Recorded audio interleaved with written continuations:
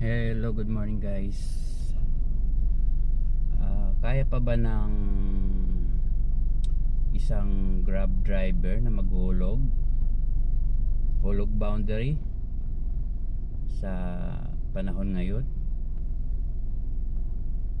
Kaya niya pa bang hulugan ng 1-2 or 1-3 daily? Panghulog,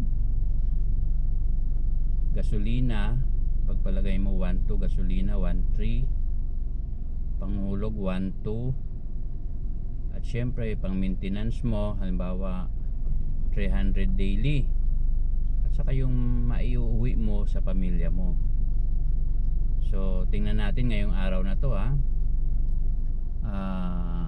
October 30, medyo makulimlim pa at may bagyo.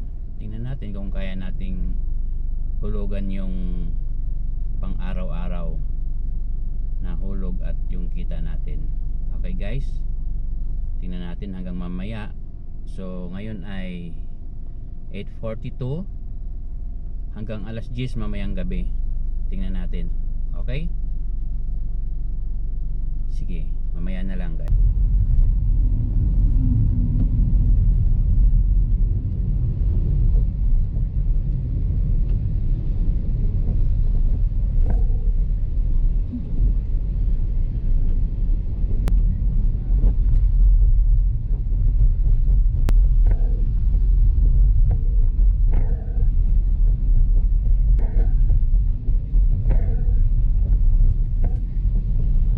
Ito yung naging biyahe ko kahapon para sa gustong mag boundary hulog. Umabot ako ng hanggang alas 12 kasi naipit ako ng traffic. Grabe. Ito lang ang kinita ko. Ayan, ibabawas mo dyan syempre. Halimbawa 1-2 yung hulog mo, magtatabi ka ng 300 na pang maintenance. Ayan, gasolina mo halimbawa 1-3, o magkano ang natira, 17 jobs. Ayan, yan lang siya.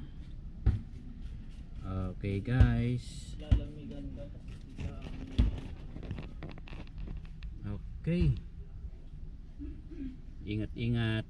Ngayon ay babiyahe na naman ako. Webes ngayon, half day ang mga opisina. Okay, good morning.